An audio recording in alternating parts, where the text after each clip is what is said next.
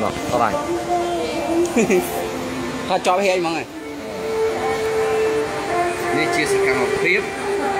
Thôi này là pizza ở đây mơ. Ha.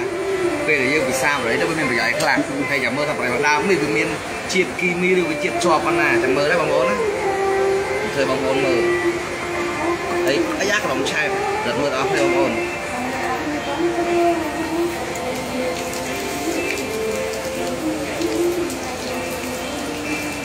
Nên ai bông ôn này là cho pizza ở đấy mơ luôn này ha.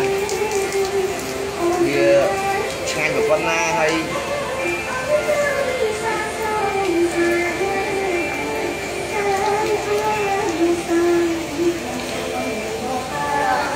thọt vào đây thọt tao nó nè xa vào đây mưa thôi mưa thôi nè xa vào đây nhé điện tăng này thằng mà ta với miên chiết cho một con nó là cho một suốt cho một con áo lâu nào anh nhau một chốc chuỗi ra cái này tránh vịt ấu lên thọt thôi bông ô mơ tha nè chụp vào đấy mà tôi là tập hoài khoang đó chẳng mừng hay tiền ngầm tâm tao chụp con họ khơi vậy này cũng biết chẳng không như được ăn đó tao nói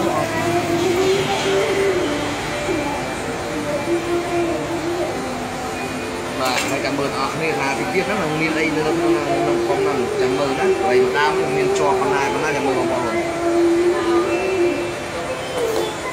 đi cái đá so nè cái đá so mình mà lại nó mở to nó thay âm lại rồi thì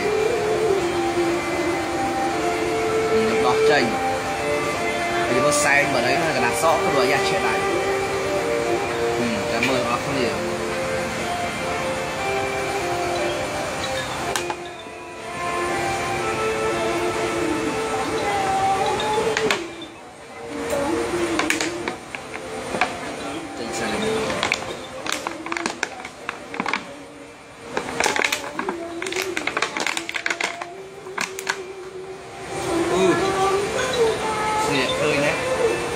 chiết cho chiết kimi đấy này có côn xong lại xe không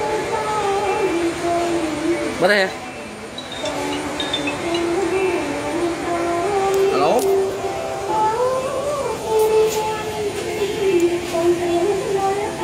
phong làm số anh đã